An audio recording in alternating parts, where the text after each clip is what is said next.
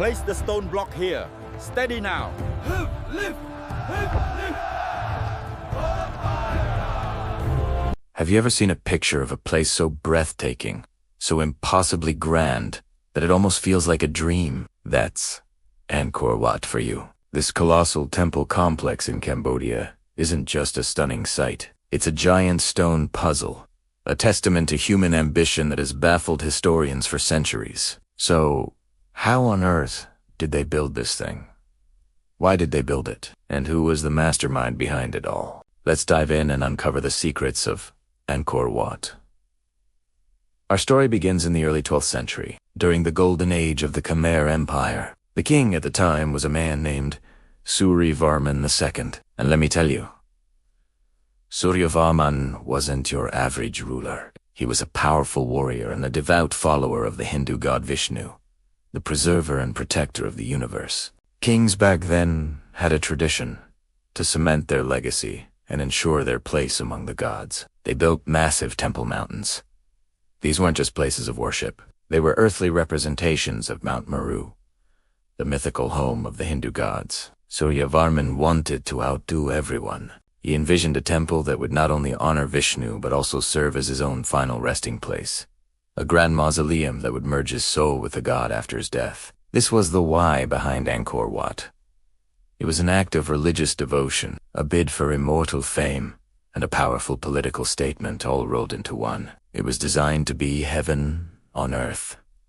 Now for the how. This is where things get truly mind-boggling. Angkor Wat is made of about 5 to 10 million sandstone blocks, some weighing up to 1.5 tons each. That's more stone than all the pyramids of Giza combined. And here's the crazy part.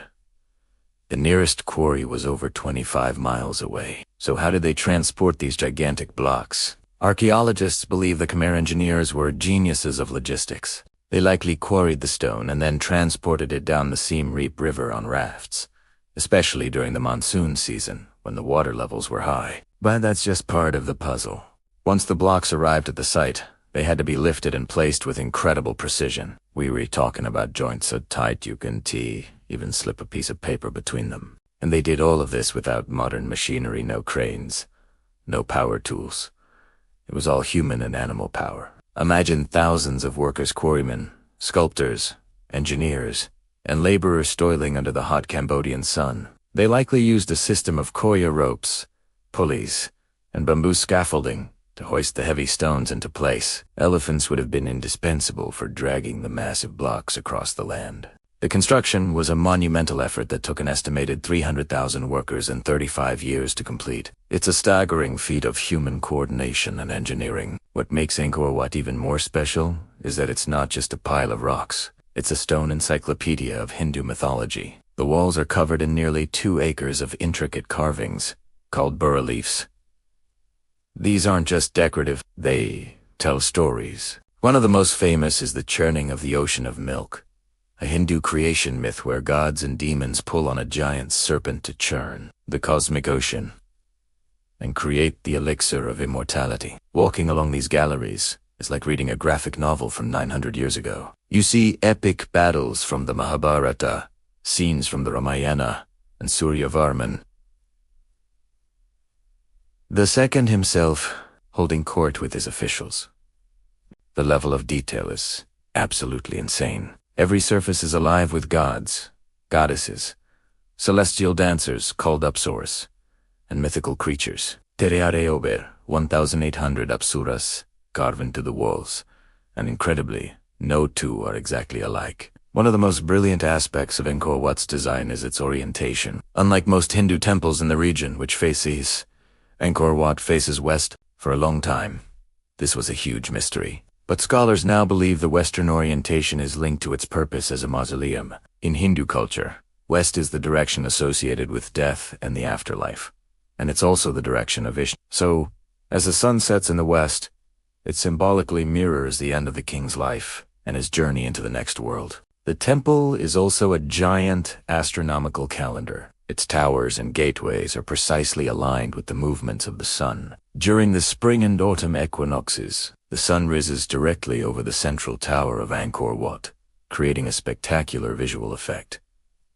This alignment wasn't an accident. It was a deliberate design, connecting the earthly kingdom with the cosmos, reinforcing the king's divine right to rule. But what happened to this magnificent civilization? Around the 15th century, the Khmer capital was moved, and Angkor was gradually abandoned. The jungle, patient and relentless, began to reclaim the temples.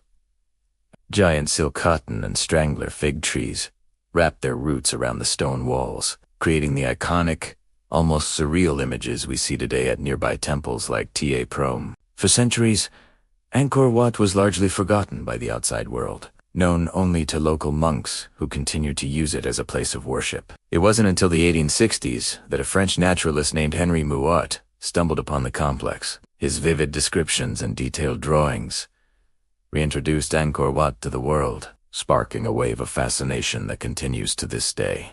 His famous quote, that the temple was grander than anything left to us by Greece or Rome, captured the sense of awe that everyone feels when they first see it. Over the centuries, Angkor Wat has also adapted. While it began as a Hindu temple, it was later converted to a Buddhist sanctuary, and it remains a sacred site for Cambodian Buddhists today. This ability to evolve is part of its enduring power. It's not just a relic of the past. It's a living, breathing part of Cambodia's national identity. It is so important that it is featured on their national flag, the only country in the world to have a building on its flag. So, when you look at Angkor Wat, you're not just seeing a beautiful old building. You're seeing the ambition of a king, the genius of a lost empire's engineers, the devotion of thousands of artisans, and the incredible resilience of a culture. It's a story of faith, power, and art, all carved into stone and standing against the test of time. It's a reminder that with a powerful vision and incredible human effort,